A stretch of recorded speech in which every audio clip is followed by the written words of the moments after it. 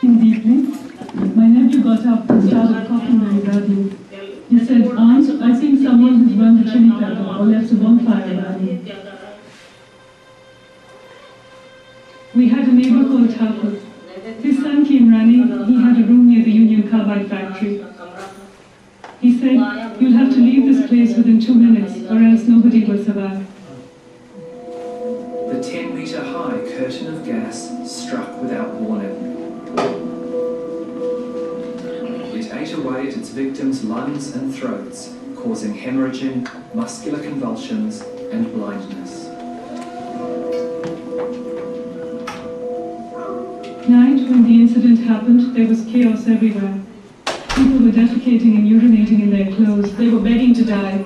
They didn't want to live. When I opened my eyes, I just saw bodies all over. Those were the dead bodies of small children, women and men of all ages in horrible condition. It was so terrifying.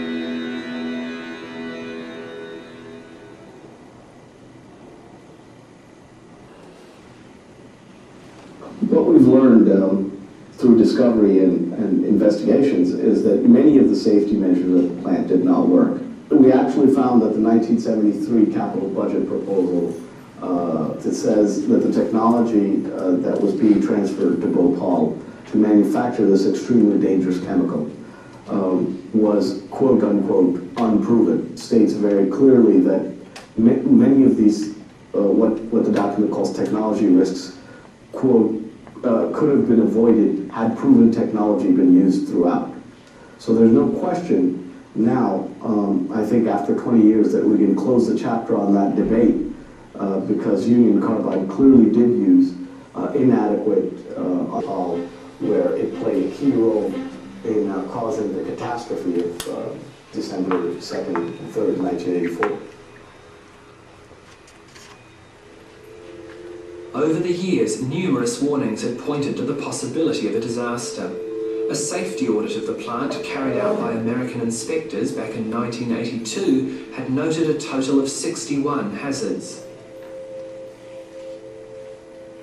By the following year, none of the audit's recommendations had been implemented. I told them, and I told them that the way things are going, it wouldn't really surprise me if we have a huge tragedy on our hands. I did not use the word tragedy, I said disaster. And how did they react? How did they respond? Nothing, they wished me good luck and threw me out.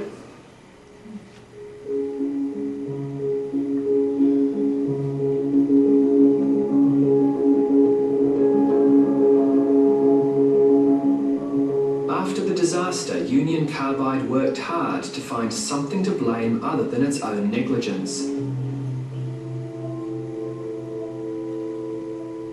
None of the plant's safety systems were functioning on the night of the disaster. Some were being repaired, others had been shut down to save money.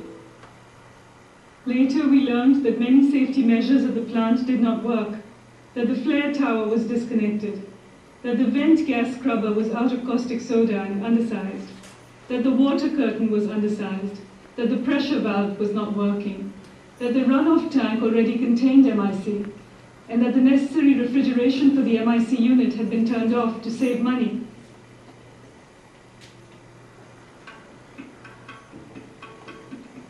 What outrages me the most, 20 years after the disaster, Union Carbide is able to continue to evade criminal charges for having caused this catastrophe. Warren Anderson had actually, when he had visited India in the weeks following the disaster, he was briefly detained and released on bail. He signed a bail bond saying that he would return to face those charges. In 1992, the Bhopal District Court issued a summons and notice to appear for trial for both Warren Anderson and Union Carbide. Union Carbide at the time publicly told the press that they would not respond to the summons, and and that it was their position that they were not subject to the criminal jurisdiction of India's courts. When neither Warren Anderson nor Union Carbide presented themselves for trial, the Bhopal District Court said that it would declare them absconders, which basically means fugitives from justice.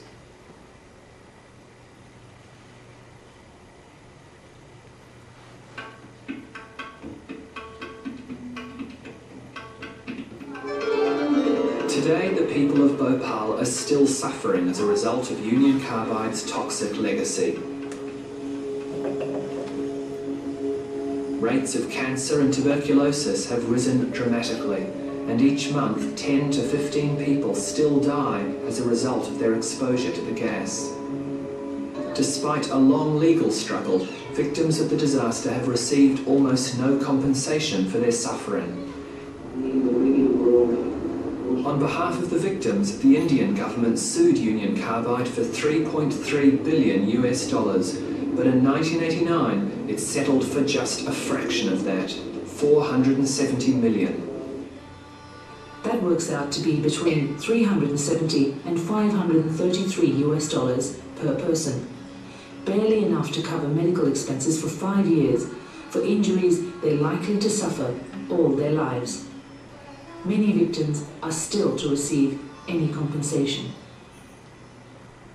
लेकिन जो बच्चे अब हैं छोटे हैं उनके अंदर जो बीमारी आई है तो उन्हें खाना हजम नहीं होता है, रंग उनका पीला पड़ता जाता है, उनके सांस की उन्हें तकलीफ रहती है, उन्हें जो साइज नहीं बढ़ रहा है, दूसरे जगह हड्डियों में इतना दर्द होता है रात में वो गोली खाए बगैर सो नहीं सकते हैं। कई ये सब था कि इसी बीमारी ने एक टीबी का रूप ले लिया। जो सांस की तकलीफ थी वो टीबी में बदल गई, जो बेचैनी और पेट में तकलीफें थी वो औरतों के बच्चेदानी में इसका असर हो गया, सीने का कैंसर हो गया, ऐसे इस रूप में ले लिया बीमारी ने। उसके बाद औरतों में बच्चेदानी का कैंसर, बच्चे पैदा करने की ताकत खत्म हो गई, ज़्यादातर ऑपरेशन से बच्चे होते हैं, और जो औरतों को महीना ठीक से आता था गैस कांड के बाद उनका महीना 15 दिन में आने लगा या तो फिर 3-3 महीने नहीं आता है।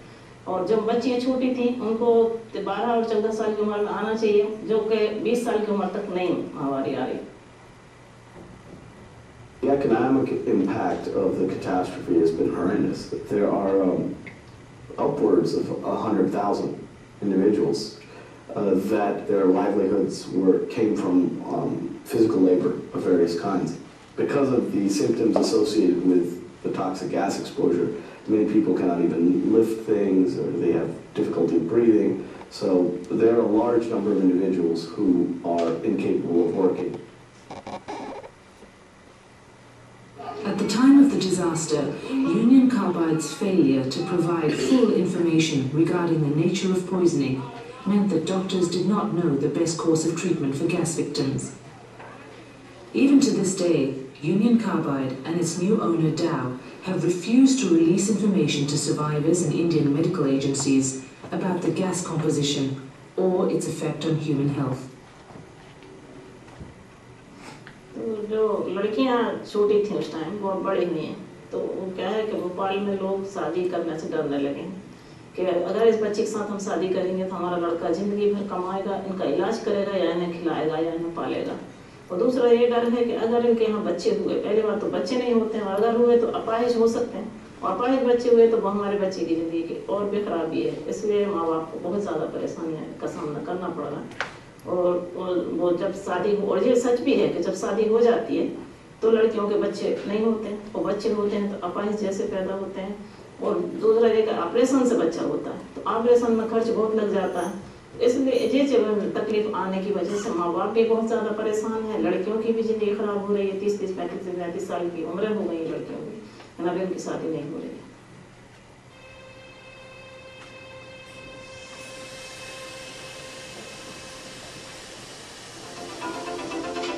Greenpeace tested samples from the water supply near the factory site. We sampled the water in Bhopal in 1999. We found dangerously high levels of hazardous chemicals. Some of them were suspected human carcinogens. Others could damage the liver and kidneys or affect the nervous system. And others could impair the development of human fetuses. I filed a lawsuit in New York for environmental contamination of soil.